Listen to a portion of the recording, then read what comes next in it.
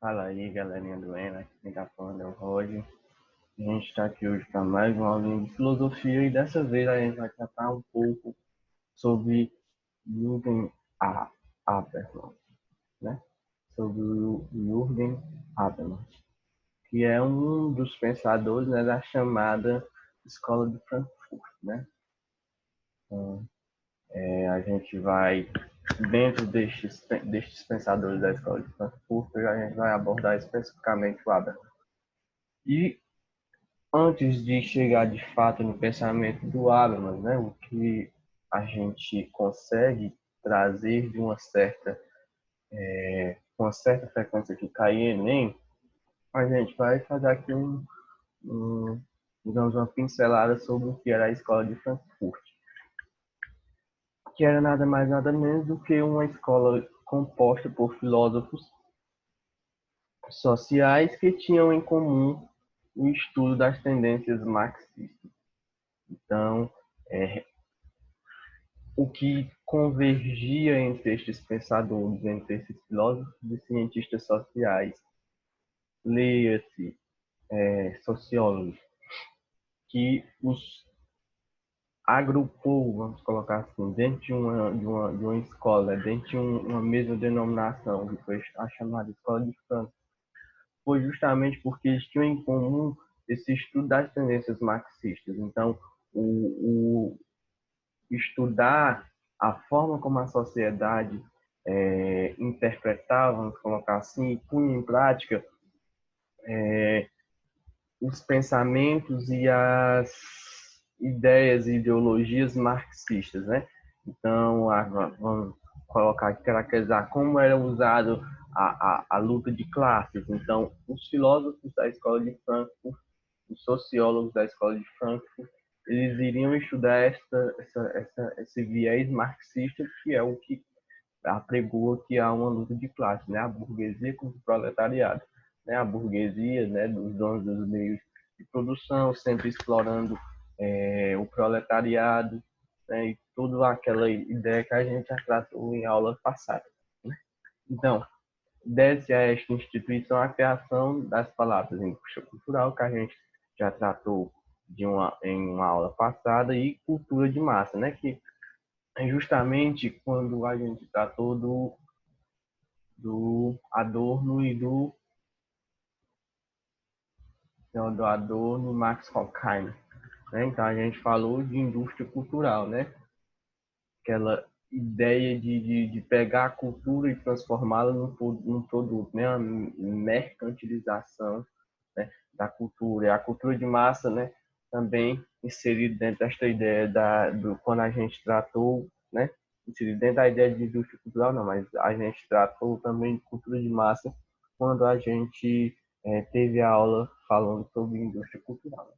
Então, dentro dessa escola foram criados esses termos, né? Indústria cultural, que é aquela ideia de pegar a cultura e mercantilizá-la, né?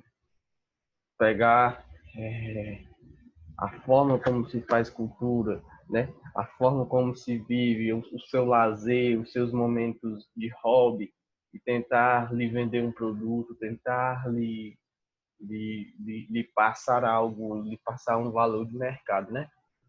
E a cultura de massa é justamente aquela cultura voltada, né, para o grande público, né? E, e dentro desta ideia de passar uma mensagem, né, está justamente o que a gente tratou sobre alienação, né, que é muito forte. Essa escola ela é considerada uma escola crítica de origem marxista, procura determinar uma visão global e crítica da sociedade burguesa, né? Então, ela analisa a partir de um viés marxista e critica muito fortemente a sociedade que ela vê como burguesa, né? E, e, e ela busca, né, fazer esta crítica sobre esta sociedade burguesa. Esse movimento pretendia uma transformação radical da sociedade que atribuísse o devido valor à cultura e à imagem que as pessoas fazem de si mesmas. Então, ter-se a cultura, ter-se a imagem das pessoas sobre si mesmas, simplesmente por ter, não sem necessitar ter algo por trás, sem necessitar querer se ganhar algo por trás, né? Por exemplo, na ideia da indústria cultural, você não iria valorizar a cultura única e exclusivamente pelo que ela é, né? Pelo que ela representa para o povo, por o que ela traz de característica e de identidade para aquele povo, mas você vai querer explorar um valor agregado com relação àquela cultura. Então, este movimento ele faz uma crítica com relação a este uso pela esta sociedade burguesa, né? Este uso que atribui isso devido valor, né?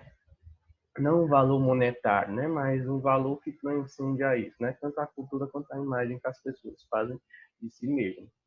Para os frankfurtianos, contrários ao sistema capitalista, a irracionalidade do ser humano consistiria, desculpa, na utilização de seu conhecimento para fins puramente instrumentais, voltados para o acúmulo de lucros e riqueza. Então, eles, por serem contrários, né, justamente serem contrários a esse sistema capitalista, justamente por eles olharem, né, de uma óptica marxista, eles fazem, né, eles dizem, né, esta irracionalidade do ser humano que consiste, né, na utilização do seu conhecimento para fins puramente instrumentais. Então, voltados para o acúmulo de lucros e riqueza. Então, ele critica esta característica, né, de que, fruto de uma irracionalidade do ser humano, a gente acaba tendo como fim, né, apesar de ter um conhecimento, a gente usa esse conhecimento como único fim, né, acumular lucros, acumular riquezas, com um fim, digamos, puramente capitalista. E isto é criticado pelos frankfurtianos. Então, os frankfurtianos também rejeitam o progresso científico que determina a sujeição de indivíduos autônomos a um sistema totalitário, que encontra na uniformização da indústria da cultura o seu mecanismo de controle de poder.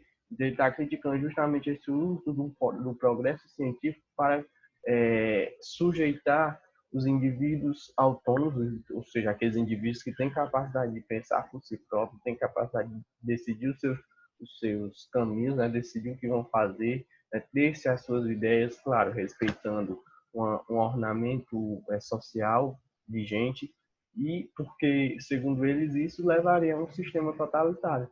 E que o que converge justamente dentro deste progresso científico, que é usado para sujeitar os indivíduos autônomos a esse sistema totalitário, é o que ocorre através de uma uniformização da indústria cultural. E isso transforma essa indústria cultural justamente no mecanismo de poder, né, de controle de poder utilizado por esse sistema totalitário. Os pensadores da escola de Frankfurt também eram contra esse processo de massificação, né? Então justamente aquela ideia de uma cultura que é feita para todos, né? É padronizada, né? Então, essa ideia, quando se fala em massificação, né? A gente pode também entender como que ocorra uma padronização para todos os seres vivos. O ser humano deve desenvolver sua razão crítica.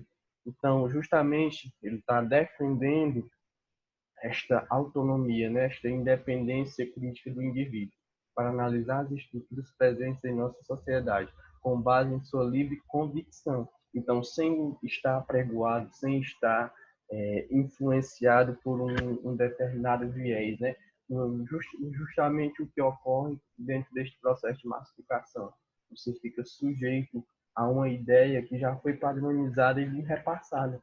E você fica incapacitado, dentro deste ponto de vista dos frankfurtianos, de desenvolver a sua razão crítica.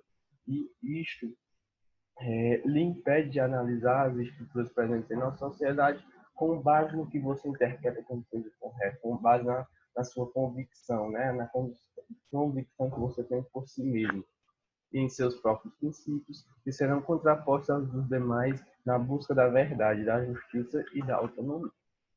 Então, esse é um pouquinho do pensamento da escola de Frankfurt. E agora a gente chega no nosso pensador a ser tratado na aula de hoje, que é justamente Jürgen Habermas. Ele que se tornou um expoente mundial, né? Ele, para ressaltar, é um filósofo, é um sociólogo, filósofo frankfurtiano, né? Ele é alemão e ele se tornou um dos expoentes mundiais na luta da democracia e do multiculturalismo.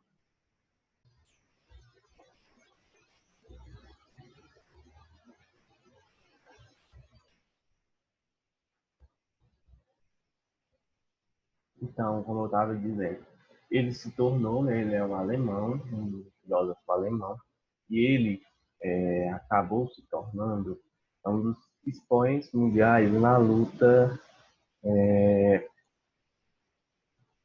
na luta democrática, né, justamente contra qualquer ideia ou qualquer ameaça antidemocrática que se pudesse existir, né, e com relação, né, à defesa de um multiculturalismo, né, justamente avesso à ideia que é tratada, né, quando se trata de cultura de massa e de indústria cultural, de haver uma massificação e uma padronização da cultura.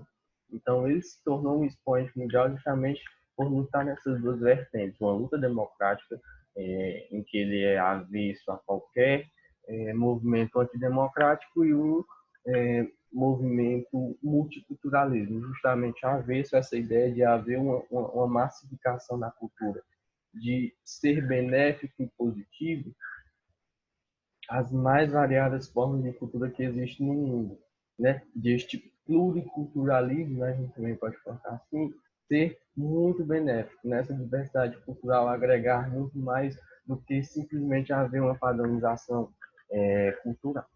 Ele foi um estudioso admirável, né? Pois expressou toda a sua capacidade de elaborar conceitos essenciais para o debate filosófico contemporâneo, né? Como a sua teoria do agir comunicativo, né?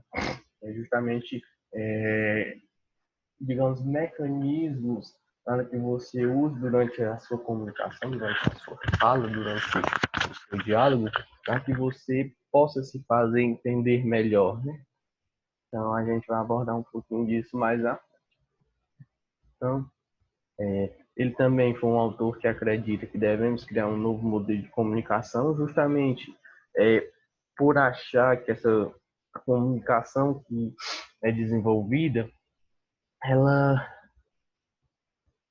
é muito falha, né? Ela abre brechas que acabam por prejudicar este processo comunicativo. Então, dentro dessa sua ideia de criar um novo modelo de comunicação, que surgiu justamente esta teoria do agir comunicativo, né? Que busque entendimento entre os diferentes sujeitos da sociedade.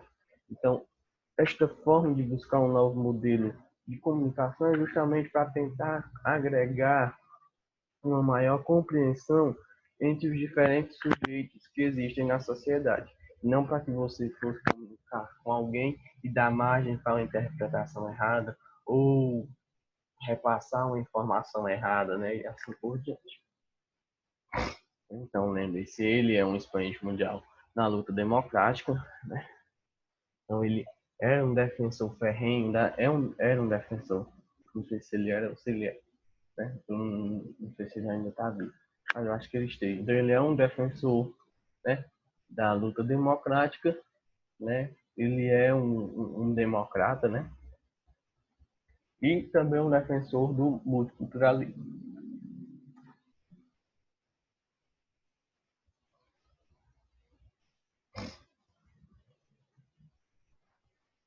Tá? A proposta de Habermas é transformadora, por acreditar que a democracia só vai ocorrer de maneira adequada quando os seres humanos estiverem abertos para ouvir aos demais. Uma proposta ousada, mas que se torna essencial para a melhora social. Então, ele acredita que, dentro desta nova forma de se comunicar, mais assertiva, mais clara, com um conteúdo que não seja dúbio, não seja dualista, que lhe dê veracidade, né? e seja fatídico o que você está falando, o que você está expondo. Isto vai fazer com que a, a, a democracia ela possa fluir melhor, ela possa prosperar, ela possa progredir, né?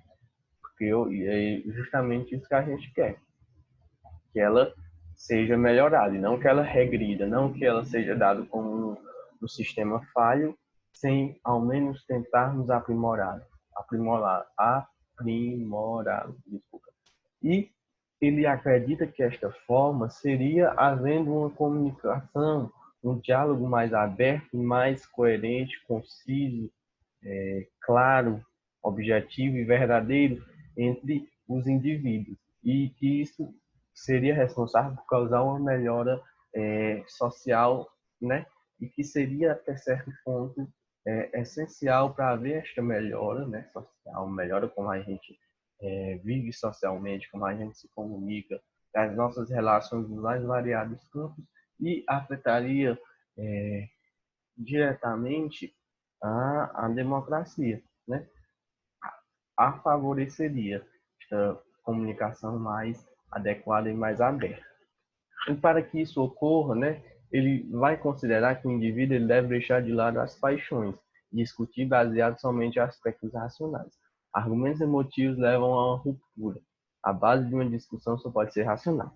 Então ele defende justamente quando ele quer que a gente tenha uma, uma comunicação mais clara, mais objetiva e verdadeira, né, com fatos, ele está justamente querendo que a gente deixe de lado as nossas emoções, que a gente deixe de lado as nossas paixões.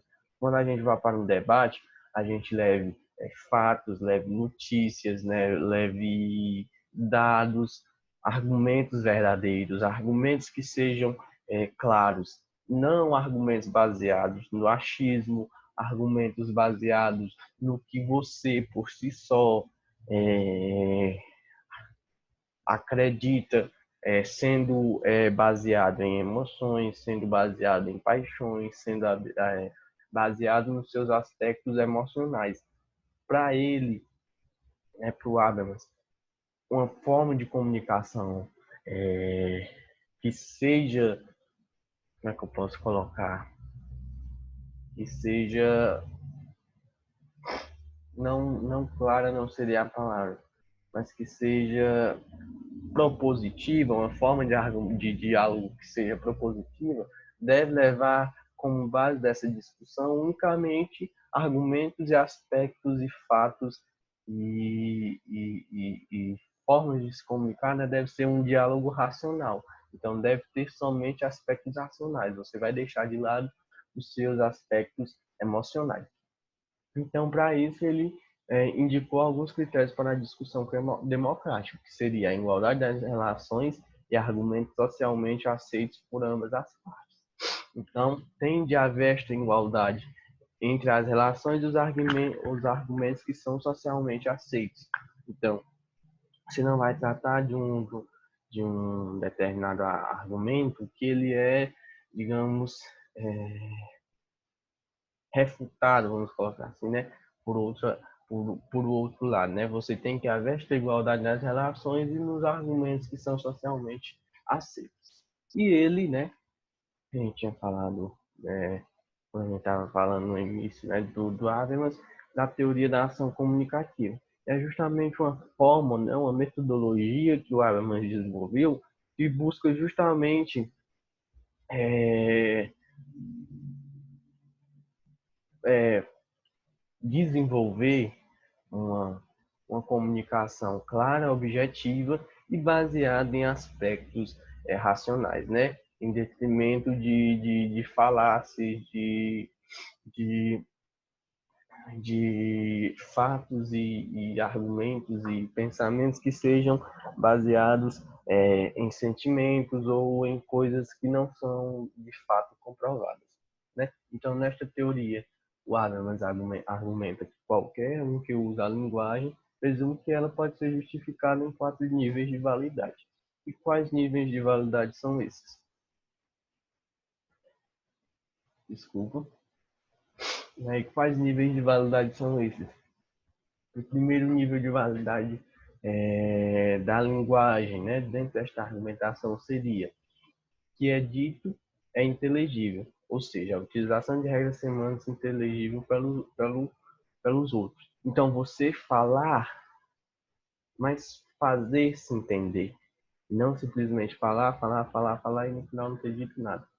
Então, você tem que falar e ser inteligível, ser compreensível, fazer se entender. Então, você tem que utilizar todas as formas, as regras semânticas, né, de forma inteligível, para se fazer entender.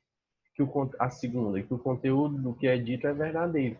Então, além de você falar e se fazer entender, o que você falou tem de ser verdadeiro, tem que ser verídico, tem que ser fatídico, e não simplesmente uma opinião, né, baseada em emoções, né? Então, aqui entra uma característica que a gente disse aqui, que é justamente neste diálogo, nesta ação comunicativa, haver-se aspectos racionais. A terceiro nível de validade da linguagem seria que o emissor se justifica por certos direitos sociais ou normas que são invocadas no uso de idioma, né? Então, o emissor ele tem que se justificar justamente dentro da sua própria fala, né? Usando, né, certos direitos sociais ou normas que são invocadas no uso do seu idioma, né? E o quarto nível de validade é que o emissor é sincero no que diz, não tentando enganar o receptor. Então, o que você está falando ali, o que você está argumentando, a sua opinião, é de fato a sua opinião, é o que você pensa realmente.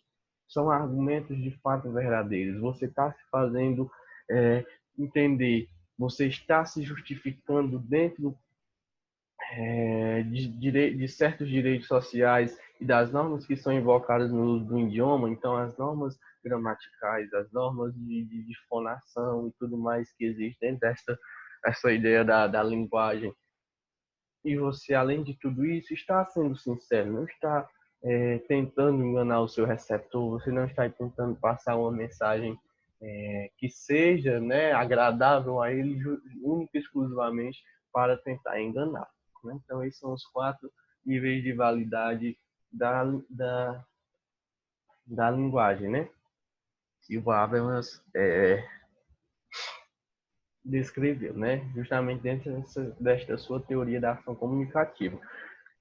Atendendo a esses 4 níveis de validade, você, né, de acordo com Habermas, consegue ter uma ação comunicativa adequada, né? Adequada, e assim você vai favorecer o aspecto racional, né? Não vai deixar que as suas paixões, as suas emoções lhe influenciem no que você está dizendo, vai atender aos critérios de uma discussão democrática, então vai haver a igualdade nas relações e argumentos socialmente aceitos por ambas as partes, né?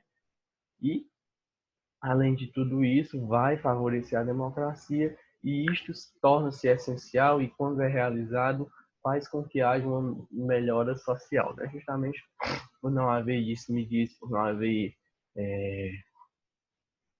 ideias, fatos, argumentos, dados errados dispersados pela sociedade, né? Então, isto é o que a Arnold classifica de comunicação não distorcida. Então, você está sendo direto, está sendo reto, está se fazendo entender, está usando dados e palavras corretas, né? Está usando dentro do seu idioma as normas que são possíveis e plausíveis e está sendo sincero. Então, você está fazendo uma comunicação propositiva, não uma comunicação que possa haver distorções, né? Então, o que eles chamam de comunicação não distorcida. Quando uma das regras é violada, ou seja, o locutor está mentindo, então a comunicação está distorcida, né? Então, justamente, ele viola a regra, né, o nível de validade 4. Ele não está sendo sincero. E esta teoria da comunicação, ela tem muitas implicações, inclusive uma definição de verdade de caráter universal. justamente por poder se basear, né, para avaliar o caráter de determinada pessoa. Porque se ela foi mentirosa no que ela estava dizendo, mentirosa na forma como ela está se comunicando com você, isto, né, implica também uma avaliação da verdade sobre o caráter que ela tem, né? Então, é possível também de fazer esta análise a partir desta teoria da comunicação, né? A partir da observação desses 4 níveis de validade da linguagem. Certo? Então, era isso que eu tinha para passar para vocês. É bem rapidinho mesmo, bem curtinho. O exercício aqui vou deixar para vocês, que eu não tenho certeza se eu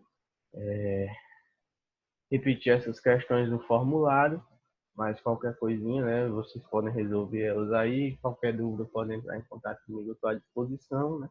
E, né, quando for falar, né, de Jürgen Habermas, vocês têm que se lembrar que ele é um pensador da Escola de Frankfurt. Então ele tem um pensamento de estudar, né, as tendências marxistas e que faz uma crítica justamente dessa sociedade burguesa a partir de um pensamento de origem marxista e que pretende, né, uma transformação radical na sociedade, justamente tentando, no caso específico do Habermas, fortalecer cada vez mais a democracia, né? Lembrar-se que ele é um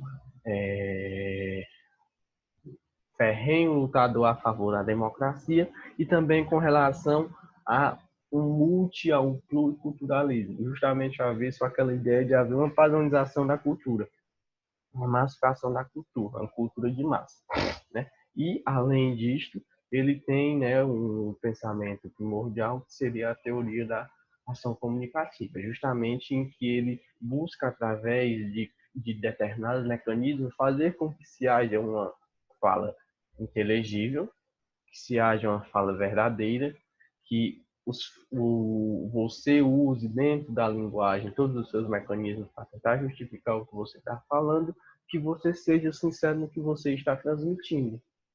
Então, segundo ele, usar-se desses mecanismos de fazer uma comunicação não distorcida, não, uma comunicação propositiva, você vai favorecer com a democracia e, além disto, né, favorecer que haja uma melhora social. Então, era isso que eu tinha para passar para vocês. Espero que tenha me feito entender, né? Seguindo aí o que o Habermas disse, né? No mais, qualquer dúvida podem estar em contato comigo, estou à total disposição para ajudá-los. E no mais, fiquem bem, se cuidem, até a próxima. Bons estudos.